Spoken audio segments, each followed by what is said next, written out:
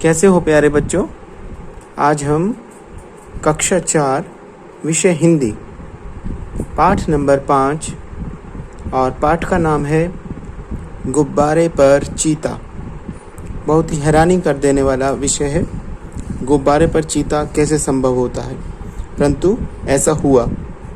इस कहानी के अंदर बलदेव नाम का एक लड़का है जो कि सर्कस देखने के लिए जाता है। तो वहाँ पर उसकी ऐसे मुलाकात एक चीते से होती है। तो इसको हम समझेंगे। मैं तो ज़रूर जाऊँगा, चाहे कोई छुट्टी दे या न दे। बलदेव सब लड़कों को सर्कस देखने चलने की सलाह दे रहा है। बात यह थी कि स्कूल के पास एक मैदान में सर्कस पार्टी आई हुई थी। सारे शहर की दीवारों पर उसके विज्ञापन चिपका दिए गए थे। लड़के तमाशा देखने के लिए ललचा रहे थे। पहला तमाशा रात को शुरू होने वाला था, मगर हेडमास्टर साहब ने लड़कों को वहां जाने की मनाही कर दी थी। इश्तिहार बड़ा आकर्षक था। आ गया है, जिस तमाशे की आप लोग भूख प्यास छोड़कर इंतजार कर रहे थे, वही बम्बई सर्कस आ गया है। आइए और तमाशे का आनंद उठाइए। बड़े बड़े खेलों के सिवा एक खेल और भी दिखाया जाएगा जो ना किसी ने देखा होगा और ना किसी ने सुना होगा। लड़कों का मन तो सर्कस में लगा हुआ था। सामने किताबें खोले जानवरों की चर्चा कर रहे थे, क्योंकि शेर और बकरी एक बर्तन में पानी पिएंगे और इतना बड़ा हाथी बैलगाड़ी पर कैसे बैठेगा। बैलगाड़ी के पहिए बहुत बड़े बड़े होंगे। तोता बंदूक छोड़ेगा और वन मानुष बाबू बनकर मेज पर बैठेगा। बलदेव सबसे पीछे बैठा हुआ अपनी हिसाब की कॉपी पर शेर की तस्वीर बना रहा था और सोच रहा था कि कल शनिवार नहीं इतवार होता तो कैसा मज़ा आता। बलदेव ने बड़ी मुश्किल से कुछ पैसे जमा किए थे। मना रहा था कि कब छुट्टी हो और कब भागूं। हेडमास्टर साहब का हुक्म सुनकर वह आपे से बाहर हो गया।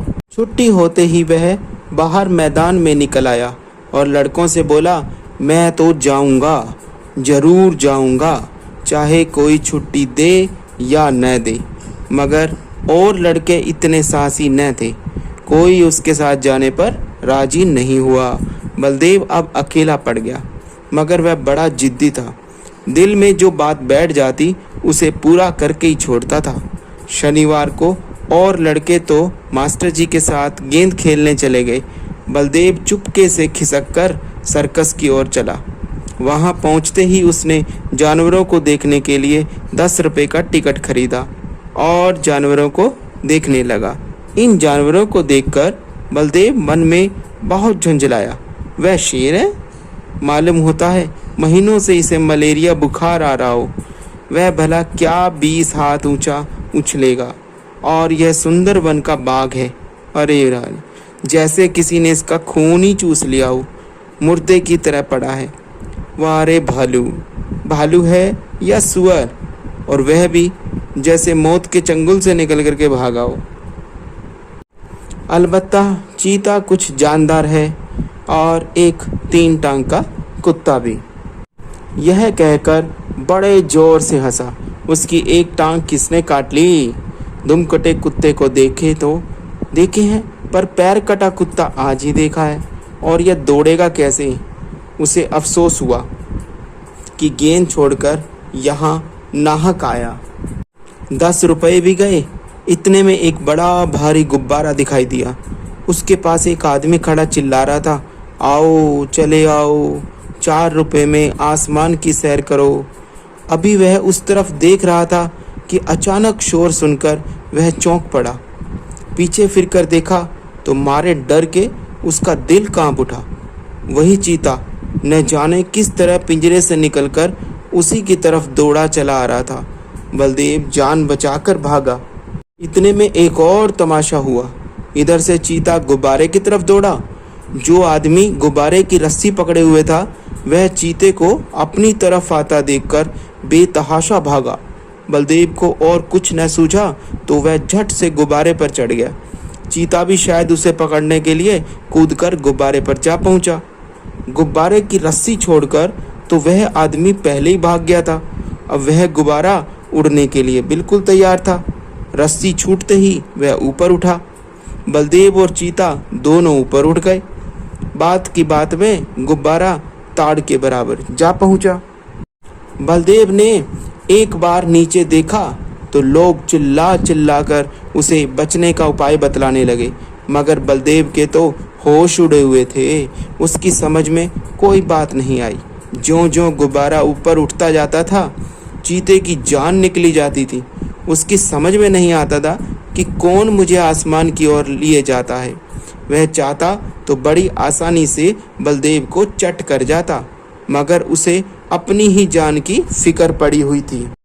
सारा चीतापन भूल गया था। आखिर वह इतना डरा था कि उसके हाथ पांव फूल गए और वह फिसलकर उल्टा नीचे गिरा। जमीन पर गिरते ही उसकी हड्डी पसली चूर चूर हो गई। अब तक तो बलदेव को चीते का डर था, अब यह फिक्र हुई कि गुब्बारा मुझे कहाँ लिए जाता है। वह एक बार घंटाघर की मीनार पर चढ़ा था। ऊपर से उसे नीचे के आदमी खिलौनों से और घर घरौंदों से लगते थे, मगर इस वक्त वह उससे कई गुना ऊंचा था। एकाएक उसे एक बात याद आ गई। उसने किसी किताब में पढ़ा था कि गुब्बारे का मुंह खोल देने से गैस निकल जाती है और गुब्बारा नीचे उतर जाता है, मगर उसे यह न मालूम था कि मुंह बहुत धीरे धीरे खोलना चाहिए। उसने एकदम उसका मुंह खोल दिया और वह गुब्बारा बड़े जोर से नीचे गिरने लगा।